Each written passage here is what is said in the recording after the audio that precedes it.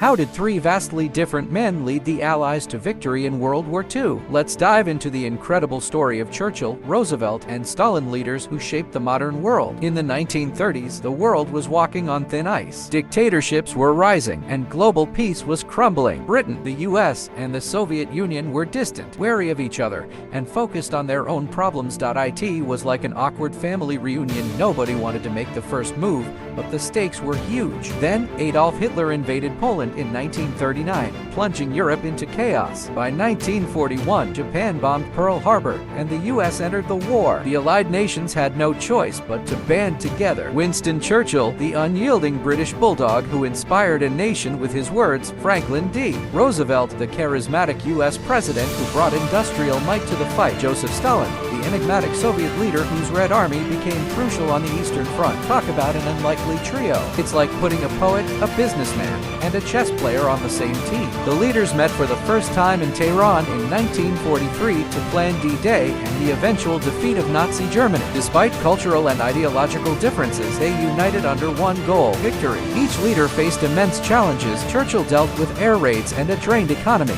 Roosevelt had to balance war efforts with domestic policies. Stalin, meanwhile, was managing a brutal fight on the Eastern Front. Who had it harder? Let us know in the comments. Churchill dodging bombs or Stalin dealing with a Russian winter. D-Day in 1944 was a gamble, but it paid off. Allied forces stormed the beaches of Normandy, pushing Nazi forces back. Stalin's army simultaneously gained ground in the east. Despite their success, the alliance was far from perfect. Tensions grew over post-war plans. Stalin wanted influence in Eastern Europe, while Churchill and Roosevelt envisioned a democratic world. Victory wasn't just about defeating the Nazis, it was about what came next. By 1945, the Allies had won. Germany surrendered in May, and Japan followed in September after Hiroshima and Nagasaki. The victory was bittersweet. The wartime alliance fractured, leading to the Cold War, but their cooperation during World War II changed history forever. Churchill, Roosevelt, and Stalin left behind a complicated but enduring legacy. Their leadership